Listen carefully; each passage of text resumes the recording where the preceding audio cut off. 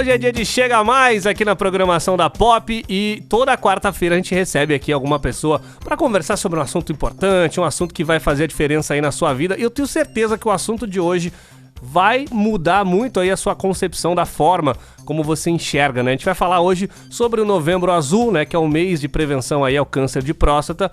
Por isso eu tô recebendo o Dr. Antônio Neves, urologista, né? Ele que é formado pelo Hospital das Clínicas da Universidade Federal de Minas Gerais, cirurgião geral, membro titular da Sociedade Brasileira de Urologia e coordenador do Serviço de Urologia do Hospital Maternidade Frei Galvão, em Guaratinguetá. Doutor Antônio, boa tarde pro senhor, tudo bem? Seja bem-vindo. Boa tarde, pessoal. Boa tarde, Vinícius. Obrigado, né, pelo convite. Agradeço a presença, agradeço o espaço aqui para poder estar falando desse tema tão importante. Eu acho que tanta relevância dentro do cenário da saúde, principalmente da saúde masculina, mas da saúde como um todo, né? A saúde é um tema que a gente prioriza muito aqui, né, no Chega Mais. A gente sempre traz entrevistas aqui para falar sobre o bem-estar, porque eu acho que quando a gente tem saúde, né, o resto a gente corre atrás, né? A qualidade de vida começa pela saúde. Mas antes de começar a falar sobre a questão do câncer de próstata, falar sobre o Novembro Azul, eu quero entender como é que o senhor chegou nessa especialização, né? O senhor é médico especialista em urologia, não é isso? Exatamente, é isso mesmo. Recentemente até foi dia do urologista, dia 12 de setembro, que é o dia do nascimento de Júlio Kubitschek, que foi presidente do Brasil e era médico e era urologista, né? Então essa data ficou uma data emblemática, né? E cheguei até a fazer um post na época nas redes sociais aí, porque muita gente me pergunta o porquê da urologia, né? Porque eu venho até de uma família de médicos, né? Mas não tem nenhum urologista na família especificamente.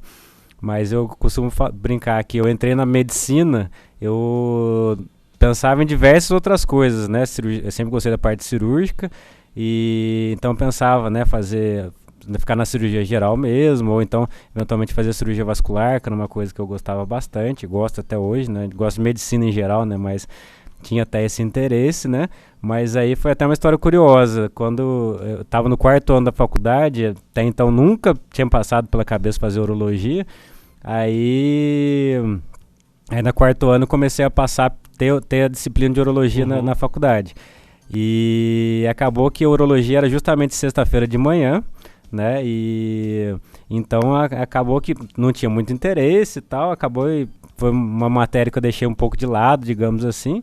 E aí quando cheguei para fazer a prova, fiz a prova lá, mas eu sempre fui um aluno muito dedicado, mas acabei me dedicando menos do que eu gostaria e tirei a pior nota que eu tirei na faculdade inteira. Eita, nós.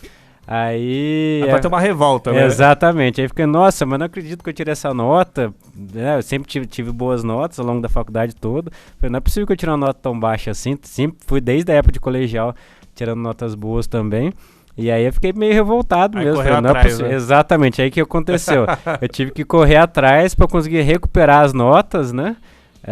Para poder passar de ano, porque na faculdade de medicina é assim, o quarto ano é a parte que você tem as aulas propriamente dito, e no quinto ano você vai para o internato, então você não pode carregar nenhuma nota, né, nenhuma matéria do Senão quarto. Não vai pro você quinto. não vai, se você ficar de uma matéria, você perde o ano todo. E aí você acabou se apaixonando pela matéria. Exatamente, aí eu comecei a estudar, comecei a entender o que era a urologia, né, e comecei a ver o dia a dia do urologista, né, e aí foi quando eu comecei a gostar da matéria. Porque o que me chamou muita atenção, que eu falo que, eu brinco, né, a urologia é uma das especialidades mais completas da medicina, se não for a mais completa de fato, porque você faz desde a parte de consultório, rotinas e dia a dia e tal, quando você consegue fazer exames, né, a gente tem hoje um leque grande de exames que a gente consegue fazer, inclusive vários desses exames usando até ultrassom e tal, então é uma coisa bem bacana.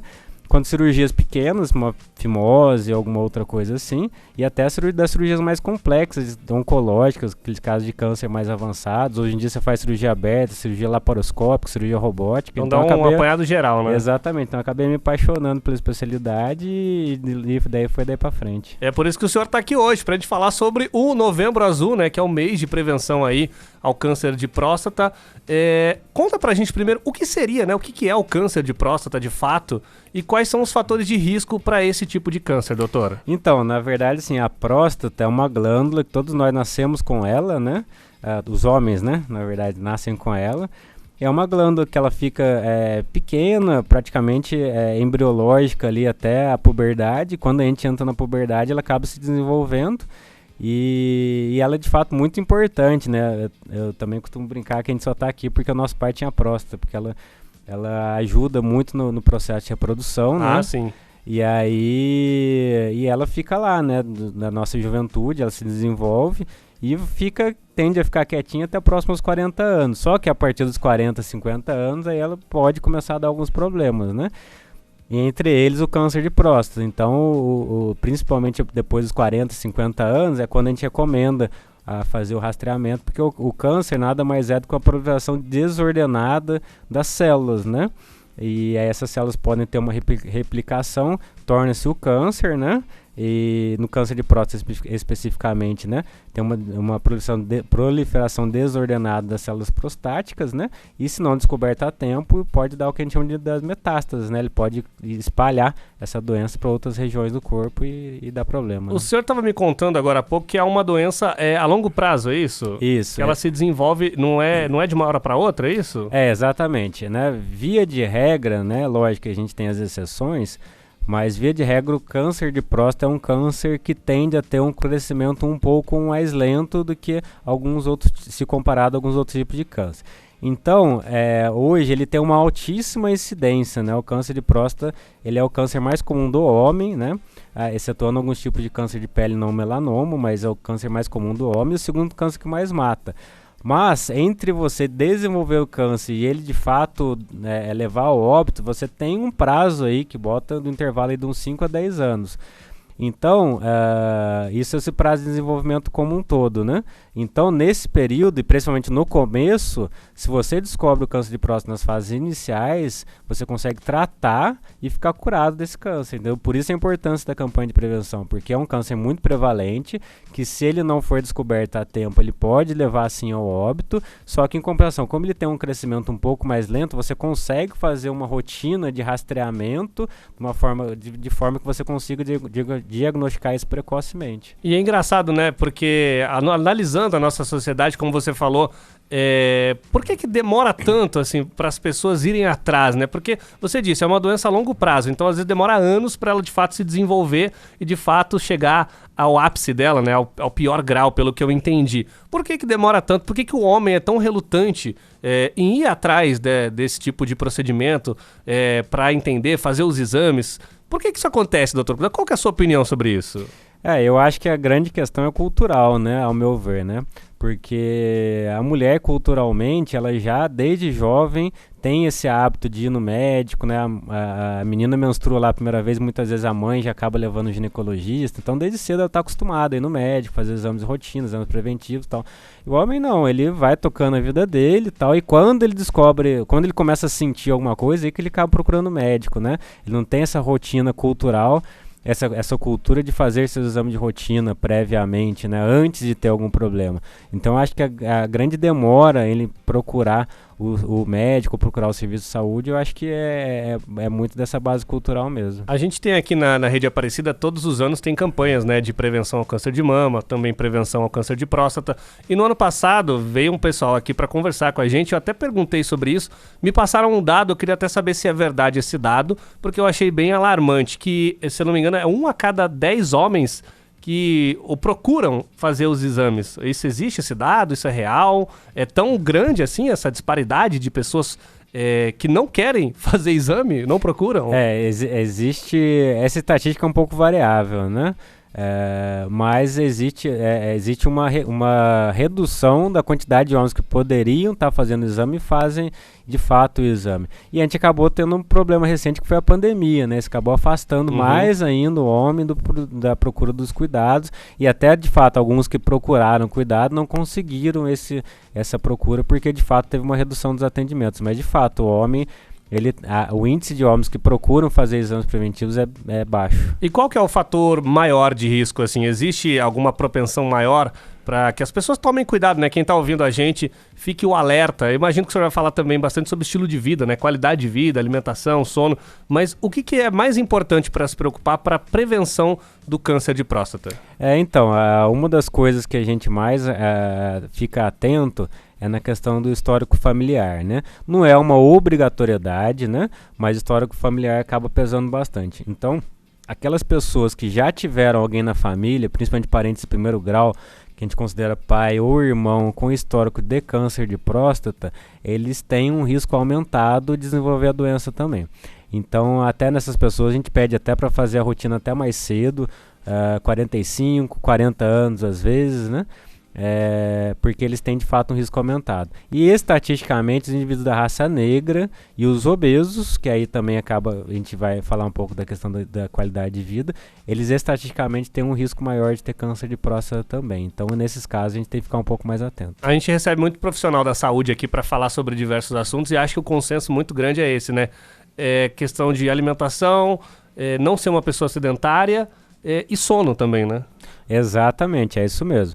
Toda vez que, na verdade, câncer de próstata, quando a gente fala, a gente quando fala em prevenção, na verdade a gente fala de diagnóstico precoce, porque a gente não consegue evitar de ter o câncer de próstata. A pessoa pode fazer todo ano toque PSA, que se ela for ter um câncer, ela vai desenvolver, só que você descobre no começo e cura. Só que tem alguns cuidados que a gente pode fazer que de fato diminui a incidência, que são os cuidados dos hábitos de vida no dia a dia. Então a boa alimentação, né? O que a gente fala de boa alimentação? Evitar excesso de gordura, excesso de fritura, excesso de alimento processado, industrializado, né?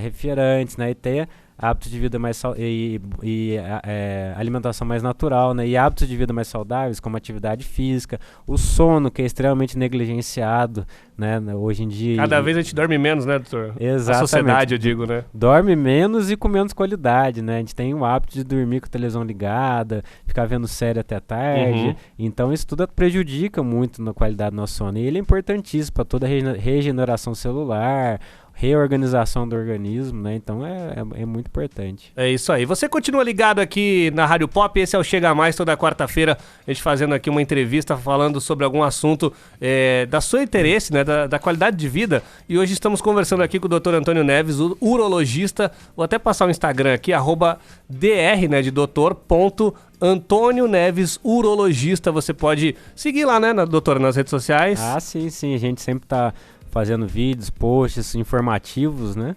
A respeito não só das doenças de próstata, mas das doenças urológicas como um todo, saúde, estilo de vida. Então acho que isso é importante. É isso aí. Você continua ligado? Tem uma pergunta aqui, do Márcio. Vou guardar essa pergunta aqui, doutor, pro próximo bloco. É o Márcio de Pindamonhangaba. Ele falou que os sinais de alerta, né, pro câncer de próstata. A gente vai guardar essa aqui pro próximo bloco. O senhor já responder. Você pode fazer igual o Márcio aqui. Manda mensagem no 12-3108-9090. Não esquece, tem que mandar o seu nome e também a sua cidade. O Márcio mandou aqui quais os sinais de alerta, né, pro câncer de próstata. Tem alguma questão, dificuldade de urinar ou também alguma dor? Como é que funciona? Essa é a pergunta de extrema importância. Por quê? O câncer de próstata especificamente, ele não dá sintoma nenhum nas fases iniciais. Por isso a importância da busca ativa, que a gente chama. O paciente procurar o médico, fazer os exames, né? Aí vai ser individualizado, mas ele procurar. Porque nem tudo que dá na próstata é câncer. Você pode ter o que a gente chama de hiperplasia prostática benigna, que é aquele crescimento da próstata relacionado principalmente à idade, né? 40, 50, 60 anos, é variável, mas por volta dessa idade. E aí, isso sim, o crescimento da próstata, ele é de forma benigna, como o próprio nome diz, não é câncer, mas esse sim, aí pode dar sintomas urinários, pode dar dificuldade para urinar, jato mais fraco, dor, ficar acordando à noite para fazer xixi. Então isso seria um sintoma da hiperplasia, né? Mas não é sintoma de câncer necessariamente. O câncer, quando ele começa a dar sintomas, normalmente ele já está mais avançado, né?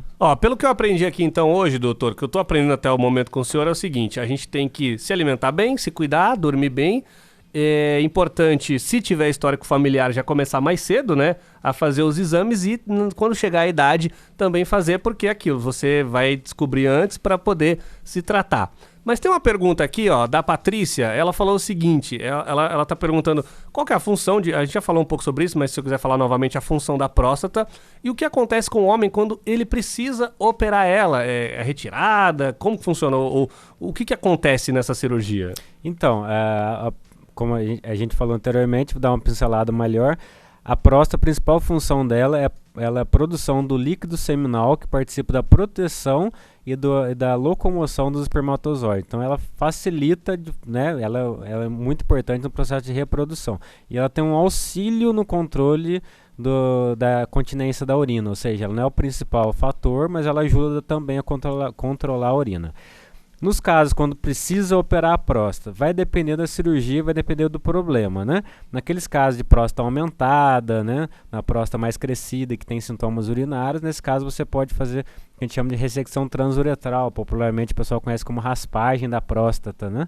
E aí é uma cirurgia que você faz pelo canal mesmo, né, sem incisão nenhuma, para você fazer uma, digamos assim, uma tunelização. Você vai abrir o canal da urina para a urina poder fluir melhor e você não tira toda a próstata. Então a repercussão no pós-operatório é bem menor, né? Agora, quando é diagnosticado câncer de próstata mesmo, aí você tem que fazer uma cirurgia radical. O que é isso? Você vai fazer pelo abdômen e aí você vai tirar a próstata toda, inclusive com as vesículas seminais, que são duas estruturas anexas ali à próstata, né? Mas tem uma contiguidade com ela que você tem que tirar toda essa região aí para poder fazer a cirurgia de controle do câncer, né? Normalmente, o senhor falou que a faixa etária é acima dos 40 anos, né? Que pode acontecer, Exato. Mas já tem casos também de câncer de próstata em pessoas mais novas, não é isso? Existe, mas é menos provável. E nesses casos aí, nem tem nenhuma recomendação formal, porque de fato são aqueles tipos de câncer que fogem até um pouco dos, digamos assim, dos cânceres mais comuns. São aqueles cânceres que fogem da curva, nenhum câncer é normal, né? Mas tem alguns cânceres que são mais comuns que outros. Então, nesse caso, acaba que é menos comum, mas, lógico, até pode acontecer. No caso, então, dessa cirurgia mais drástica que o senhor falou, que é o último caso, é isso? Na verdade, quando é câncer, né? Quando é o câncer. Quando é o caso de câncer, aí mesmo nas fases iniciais, você tem que fazer a cirurgia radical por histologicamente, ou seja, em nível celular já ter sinais de malignidade, né? Então você tem que fazer a cirurgia radical para tirar todo o tumor, né? E aí você tem que tirar, como eu falei, a próstata e mais as vesículas seminais. A grande questão e o pulo do gato é esse. Porque se você diagnostica nas fases iniciais, você consegue fazer uma cirurgia, digamos assim, menos radical. Você consegue fazer uma preservação melhor das estruturas do entorno da próstata. Então, nesses casos, as sequelas também são menores, né? Porque, como eu falei, a principal questão da próstata é a produção do líquido seminal. Essa era a minha pergunta que eu queria fazer. Afeta a infertilidade? A fertilidade, sim. A questão é que assim, a fertilidade não costuma ser uma preocupação muito grande com relação à retirada da próstata. Por quê? Porque a maioria das pessoas que tem um câncer de próstata, velhas, exatamente, já são mais velhas, a maioria já tem prole constituída, ou seja, já não quer mais ter mais filho. Então, muitas vezes já tem até neto, eventualmente até bisneto. Então, normalmente não costuma ser uma preocupação. Agora, existe a preocupação com relação à questão da continência da urina, né? Que, como eu falei, não é o principal fator, mas ela participa do processo de continência, e também da questão da potência sexual. Porque a próstata não é a principal responsável pela potência, mas as estruturas anexas à próstata sim, né? Principalmente o plexo vascular nervoso, né? Os nervos e vasos que vão para o pênis, eles correm junto à próstata. Se você faz uma cirurgia mais precoce, você consegue preservar essas estruturas e com isso consegue manter uma relação posterior depois. Por isso que é importante, né? Você que está ouvindo aqui, se cuidar, fazer os exames, né? O mais cedo possível, para você saber mais cedo, para tratar mais cedo, né, doutor? E não ter o risco de ter que fazer essa cirurgia, como você falou no caso do câncer, né? Já estabelecido, né? O tumor, né? Para ter a retirada, para não afetar aí questões de fertilidade, também questões de potência sexual. Aproveitando para falar sobre isso, vamos falar sobre os exames, né? Como é que faz para você identificar? Porque a gente sabe que existe um tabu muito grande, a questão do exame de toque. Tem uma piada, infelizmente, né? Uma piada infeliz cultural no nosso país, de que a pessoa vai fazer exame, que não sei o quê. Mas é a forma que tem para você identificar. Mas eu sei que tem exames diferentes, não é isso? Sim, exatamente. Primeira coisa, na verdade, assim, o homem ele tem medo de... Primeira coisa muitas vezes, né, não são todos, mas ele tem medo de procurar o urologista por medo de descobrir alguma doença grave. Primeira questão, ele tem medo do rastreio, né? Não vou fazer o exame justamente por causa disso, né? A toque e tal. E depois ele tem medo de descobrir a doença grave e tem medo do pós-tratamento. Então, todas essas questões a gente precisa abordar de uma forma clara com o paciente. Por quê? Primeira coisa é o seguinte, um exame base de diagnóstico de câncer de próstata é um exame de sangue, que é o PSA. O PSA é um exame de sangue como qualquer outro, né? Igual que você dosa colesterol, você dosa glicemia, né? Que é a glicose, o açúcar, né? No sangue, você dosa outros exames, você dosa o PSA também, um exame simples de sangue comum. E ele por si só já dá bastante dados pra gente como anda a saúde da próstata. Um PSA normal já diminui a possibilidade de você ter um câncer de próstata. Um PSA mais alterado, sim, aí já aumenta o risco de câncer de próstata. E complementarmente o exame do toque também é importante, né? É um exame simples, né? Rápido, lógico. A gente tem que estar falando aqui da realidade. É um exame de certa forma desconfortável, mas é muito rápido, né? O exame dura em média 5 a 10 segundos, né? Então não tem nenhuma posição mirabolante, nada. Paciente deitado, posição normal, você consegue fazer. E que também já dá dados pra gente suficiente para a gente ter a suspeita ou não se tem a presença de câncer na próstata. Eu posso falar então, podemos dizer que você faz o PSA e se der alguma alteração, você faz o próximo exame de toque ou não? Na verdade, não. Justamente nos casos de PSA normal, aí que você tem que fazer o toque. Ah, sim. Porque o que acontece? Se o PSA já está alterado, porque na verdade o PSA e o toque, eles são exames de alerta, né? Eles não são diagnósticos, né? Para câncer de próstata. Se tiver PSA ou toque alterado, você vai precisar fazer a biópsia da próstata, que é a biópsia, na verdade, que vai dizer se tem ou não a presença do câncer, que hoje também é um exame que avançou bastante, a gente consegue fazer com muita segurança e conforto. Então, no caso de PSA ou toque alterado que você faz no consultório mesmo, aí você vai avaliar se precisa ou não fazer a biópsia. Mas mesmo nos casos de PSA normal, sim, é importante fazer o toque, porque às vezes pode ter caso de PSA normal, mas o toque é alterado. E nesse caso também precisa fazer biópsia. Como o senhor falou, né? São 10 a 15 segundos, é isso? Não, nem isso, às vezes 5 a 10 segundos normalmente. E assim, como você falou, é uma coisa tão pequena, né? Um preço tão pequeno a pagar perto do que você pode evitar lá na frente, né? Exatamente, entendeu? Se você... É um exame que você faz, né, uma vez por ano e você consegue, né, diagnosticar um câncer, que é uma doença grave, e evitar tantas sequelas e tantos problemas futuros, né? Exatamente. Você pode mandar sua pergunta aqui no 3108-9090. Manda o seu alô, manda o seu recado. Pode ser mensagem de texto, também mensagem de áudio. Doutor, tem uma pergunta aqui. Os ouvintes estão fazendo perguntas que eu também já tinha feito aqui, mas é bom porque, como somos os leigos no assunto, né? O senhor que é o especialista, a gente vai tirando todas as dúvidas junto aqui com o nosso ouvinte. Qual que é o método de tratamento, então, depois de descoberta a doença, sei lá, seja num estágio menos avançado para um estágio mais avançado, seria a cirurgia, não é isso? Exatamente. Hoje a base do tratamento ainda é a cirurgia, né? Existe outras alternativas de tratamento, como por exemplo a radioterapia, que são uma série de sessões de radiação que você faz em cima da próstata para poder matar as células tumorais, mas a base do tratamento, paciente em boas condições clínicas, tudo, a gente sempre recomenda a cirurgia. E a vantagem é que a cirurgia, mesmo a cirurgia radical, se você for se o paciente estiver em fases iniciais da doença, você consegue fazer ela de uma forma bem mais preservadora, né? E com isso, como eu falei, mantendo a qualidade de vida no pós-operatório. Tem uns ouvintes mandando mensagem aqui. A Sandra falou que parabenizar o senhor, né, o doutor Antônio. E ela falou, desculpa, mas os homens são muito medrosos. As mulheres é tudo mais dolorido. Ela mandou aqui. Mandar um beijo aqui também pra Dora, que falou que tá adorando a entrevista. É importante saber sobre esses assuntos, né? Porque é aquilo, o homem que acompanha a nossa entrevista aqui pode se informar. Às vezes é um homem mais jovem, né? Mas ele tem pai também. As mulheres que estão ouvindo aqui também têm marido, também têm filho. Então, é bom que todo mundo se informe sobre esse assunto, né, doutora? Com certeza. Tem uma estatística, né? Que por volta dos 40% dos casos de câncer de próstata foram diagnosticados por pacientes cuja mulher levou ele no consultório. Normalmente entendeu? É assim, né? A mulher que arrasta o homem pro consultório, né? Exatamente. Ou um filho, no caso, às vezes, pessoa idosa, né? Sei lá, o vô. O vô nunca gosta de ir no médico, né? Vô e vó nunca gostam de ir no médico, né? Tem sempre um chá, tem sempre alguma coisa, aí tem que ir o filho ir lá e levar, né? Exatamente. Então, acho que essa entrevista, esses esclarecimentos e a campanha do Novembro Azul é para esclarecimento geral da população da importância da saúde masculina, mas que as mulheres levem seus maridos, levem seus avós, levem seus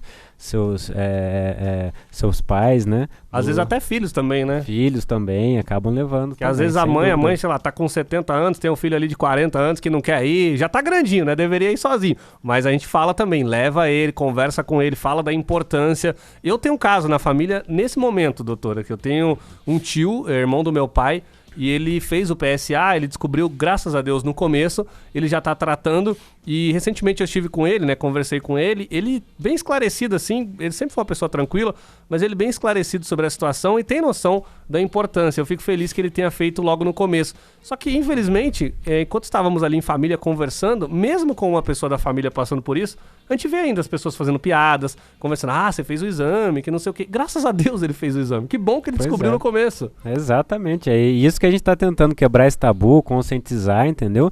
Pra gente trazer em números um pouco mais reais aqui, que a gente fala, segundo que mais mata, alta prevalência, né? A estatística atual é que mais ou menos 1 a cada 7 homens vai desenvolver o câncer de próstata. Então, se a gente pegar ali o time de futebol, né, com 22, né, pegando os 2 times ali, dos 3 jogadores ali vão ter câncer de próstata, com entendeu? certeza. E se a gente falar de um câncer que tem alto potencial de cura, é uma incidência muito alta, né, para um câncer que você consegue curar, né? Então, por isso o alerta e por isso a importância da conscientização, né? Dá para dizer que o fator que mais mata em relação ao câncer de próstata é a desinformação? Ah, sim, sem dúvida, né? Sem dúvida. Falando, como a gente disse, um câncer de um potencial de crescimento um pouco mais lento, que você consegue dar tempo de diagnosticar, tratar, com certeza, a desinformação, porque a grande maioria dos pacientes que chegam a esse potencial de doença mais avançada, lógico, como eu falei, existem as exceções, mas a gente está falando aqui da regra, da maioria, né? A grande maioria dos pacientes que chegam a ter um câncer de próstata avançado, com metástases e tudo isso, foram aqueles pacientes que não procuraram ajuda no momento certo. É isso aí. Ainda a gente continua no próximo bloco aqui, nossa entrevista com o Dr. Antônio Neves, urologista. Você pode entrar no Instagram dele, @doutor, né, dr.Antônio Neves, urologista. Dá uma olhada lá, tem posts, né, falando sobre a conscientização. Tem também sobre outros assuntos, né, doutor? Você estava falando também sobre questão, tem também do câncer de rim, né? Tem toda essa questão que a sua área aborda, não é isso? Exatamente, né? A gente como urologista, a gente é especialista na parte dos cânceres geniturinários, né? Ou seja, câncer de rim, câncer de bexiga, né? Os outros tipos de câncer também. E, inclusive, né, a gente estava conversando aqui anteriormente, né? A alta incidência que a gente tem visto, né? A gente não tem isso ainda em dados, mas com relação ao câncer de rim. Porque o rim, na verdade, ele é um filtro, né, do organismo, né? Ele filtra as impurezas e vai eliminando tudo através da urina, né? Então, tudo que é tóxico, digamos assim, e tudo que é excesso, né, na alimentação, tudo, acaba passando pelo rim. Então, um dos fatores que a gente vê são os hábitos de vida ruim, mas isso possivelmente está relacionado à alta incidência que a gente tem visto em pacientes jovens com câncer de rim. Estamos recebendo aqui a visita do Dr. Antônio Neves, urologista, está aqui para conversar com a gente sobre o Novembro Azul, né, doutor? Que é muito importante falar sobre essa questão da prevenção ao câncer de próstata. E depois do nosso último bloco, alguns ouvintes já mandaram essa mensagem aqui. Eu fiquei feliz que a gente recebeu mais de uma. Teve pelo menos uns 3 ouvintes que mandaram aqui, ó. O que mais mata é o preconceito. O preconceito de fazer o exame, não é isso? Exatamente, é isso mesmo. É procurar, fazer a busca ativa, fazer seus exames, ir no urologista, né? E aí você, né, ter o diagnóstico ou não, melhor ainda, né? Mas saber que tá tudo em dia. Eu queria entender, doutor, como é que é, dentro do consultório, como é que é o trabalho de conversar com a pessoa que tem o diagnóstico positivo? Como é que funciona isso? Então, é sempre um momento mais delicado da consulta, né? Porque é uma carga, né, que acaba, que você precisa administrar ali do choque da notícia, né? Que por mais que inicialmente você falou, vai precisar fazer uma biópsia da próstata, a pessoa já tem consigo já começa a imaginar que pode ter a doença e tal, mas enquanto não tem um diagnóstico definitivo, ela ainda, digamos assim, nutre uma esperança de que não tenha nada. E aí, de fato, quando você tem que passar para o paciente esse diagnóstico, é sempre um cuidado que você precisa tomar nesse momento e até se imaginar na posição de paciente, ter esse cuidado de acolher o paciente nesse momento. O que eu sempre costumo falar para os pacientes é o seguinte, a gente sempre tem que falar o diagnóstico verdadeiro, a presença lá, né? Se é eventualmente uma doença mais inicial, ou se é eventualmente uma doença que já está com um grau um pouco mais avançado, mas falar a realidade. Mas ao mesmo tempo falar que o câncer de próstata, você tem diversos tratamentos que podem ser feitos, e que a pessoa vai conseguir passar aquele momento, né? E que você vai conseguir retomar a sua vida, né? Se você vai curar ou não, isso depende muito, como eu falei, do estágio da doença. Mas você tem que, eu acho que, como eu falei, com os avanços do tratamento, do tratamento que você tem hoje, você consegue ter uma qualidade de vida muito boa a partir daquele momento. E aí tentar acolher e aí precisa avaliar cada caso, né? Falando um pouco sobre os tratamentos, eu acho que a gente não falou tanto sobre isso. Como é que funciona, doutor? Que tipo de tratamentos são? Você falou da radioterapia também, tem a raspagem, não é isso? Na verdade a raspagem você faz quando não é câncer, né? Entendi. Quando você tem o crescimento da próstata benigno, né? Então você faz a raspagem que você vai tirar só o núcleo, né? Só a parte interna da próstata para poder a urina voltar a fluir. Agora, pro caso de câncer, quando ele é em fases iniciais, aí você pode optar ou pela cirurgia, né? Ou pela radioterapia, que são as duas formas de tratamento curativo, digamos assim, né? E quando você tem um diagnóstico de uma fase mais avançada, eventualmente um paciente mais idoso ou mais com uma saúde mais frágil, mais debilitada, aí você tem as outras alternativas de tratamento, como por exemplo o que a gente chama de bloqueio hormonal. O que é isso? A testosterona, que é o principal hormônio masculino, ele não é responsável pelo surgimento do câncer, muito pelo contrário, ele até nos protege. Agora, quando já desenvolve-se o câncer alimenta da testosterona. Então, o que a gente faz? A gente faz um bloqueio da testosterona. Para diminuir. Exatamente, que com isso você consegue muitas vezes controlar a doença, ela diminui, tem alguns casos que até regride quase que totalmente, não totalmente, mas quase que totalmente, e a pessoa consegue ter uma sobrevida ali importante e continuar tendo a vida dela normal depois. Mas isso aí, no caso, depende do grau que o câncer tiver ou qualquer estágio dá para fazer esse procedimento? Não, na verdade o bloqueio hormonal a gente opta por fazer nos casos mais avançados, né? Ou nos casos de paciente que não tem condição clínica de fazer o tratamento definitivo.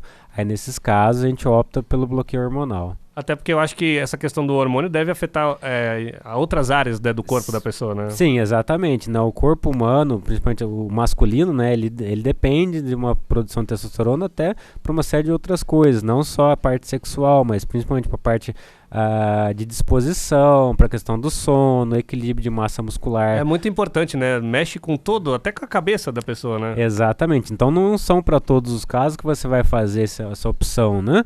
Agora, é uma ótima alternativa para quem já tem um câncer mais avançado ou para quem já tem uma saúde debilitada, né?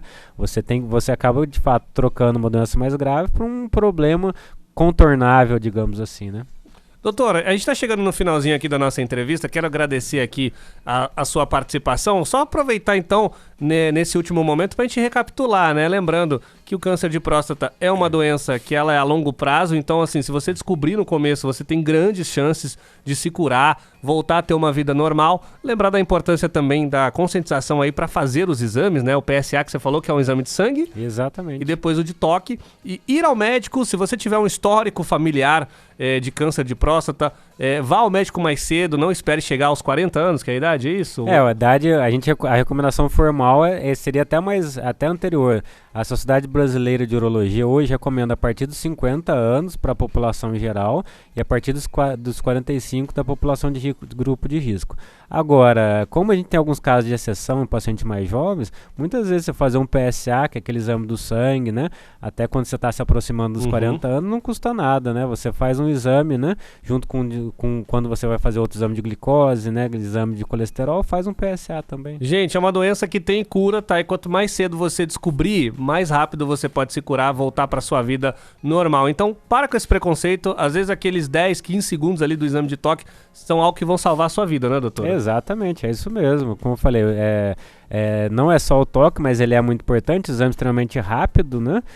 Que você pode fazer e pode te trazer diversos benefícios, como a cura de um câncer, né? E os outros exames de sangue também. O importante é ir atrás, o importante é não ficar em casa, o importante é não ter medo de procurar a doença. Acho que tem que ser procurada sim, porque se diagnosticado no começo ela tem cura, né? E essa que é a grande mensagem, eu acho, do dia. E aí eu quero aproveitar, doutor, para deixar o espaço aqui para você na rádio, para o senhor falar alguma coisa que a gente não conversou ainda, se o senhor quiser dar um recado final, falar também das suas redes sociais, enfim, do seu consultório, fica à vontade, o microfone da Rádio Pop é todo seu e seja sempre bem-vindo aqui à rádio. Em primeiro lugar, eu gostaria de agradecer o convite, agradecer o espaço para falar desse tema e falar deixar o recado, o seguinte: O urologista, muitas vezes, é a porta de entrada do médico para o serviço de saúde, né? Então, da mesma forma que tem um ginecologista para a mulher, a gente, como urologista, muitas vezes é a primeira vez primeiro contato do homem com o médico, né? Então, procure seu médico, faça seus exames, tenha hábitos de vida saudáveis, né? E aqui, né, tem o Instagram, como o Vinícius já passou aí, que a gente passa diversas informações. Vamos falar de novo aqui, doutor. É @doutor, né? @dr.antonio.neves, urologista. Isso, é doutor.antônio A. Neves, né? Ah, tem um A, Neves? Tem um A. Ah, meu Deus, falei errado o programa todo. Perdão. Fique tranquilo. Então, vou falar de novo. @doutor.antonio.a.neves, urologista. Isso, exatamente. Que daí lá tem os contatos, né, dos locais de atendimento. A gente tem passo, como eu falei, dicas, orientações de saúde como eu falei, mais uma vez agradecer a presença e estar à disposição aqui para o que precisar. É isso aí, doutor, muito obrigado, seja sempre bem-vindo aqui à Rádio Pop.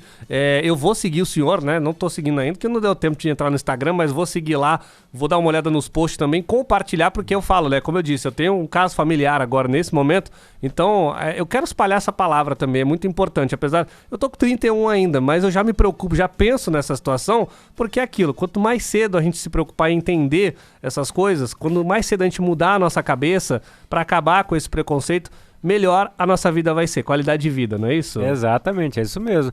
A gente está falando aqui da idade de rotina para câncer de próstata, mas toda pessoa deveria, pelo menos uma vez por ano, fazer uns exames de saúde. Isso é interessante. Um check-up, né? Exatamente, desde jovem. É que tem essa lenda que só encontra quem procura. Não, vai estar lá a doença, é você que não vai saber, né? Exatamente, só encontra quem procura, mas ao mesmo tempo é importante a gente procurar as questões antes delas nos encontrarem, né? Vamos cuidar da saúde, fazer os exames de rotina, isso é importante. É isso aí, doutor, obrigado pela visita, seja sempre bem-vindo. O Hora Mais vai ficando por aqui, vou falar só mais uma vez, @dr, né, doutor.antonio.a.neves, urologista, entra lá no Instagram, obrigado pela visita, tá bom? Eu que agradeço, muito obrigado.